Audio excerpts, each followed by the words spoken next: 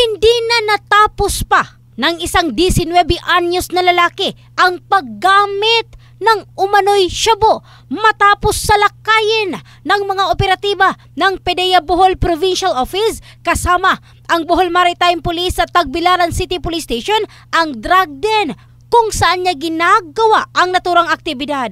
Nangyari ang pagsalakay alas 9:54 ng gabi ng Lunes, Agosto 12 sa Barangay Kugon, Tagbilaran City, Bohol.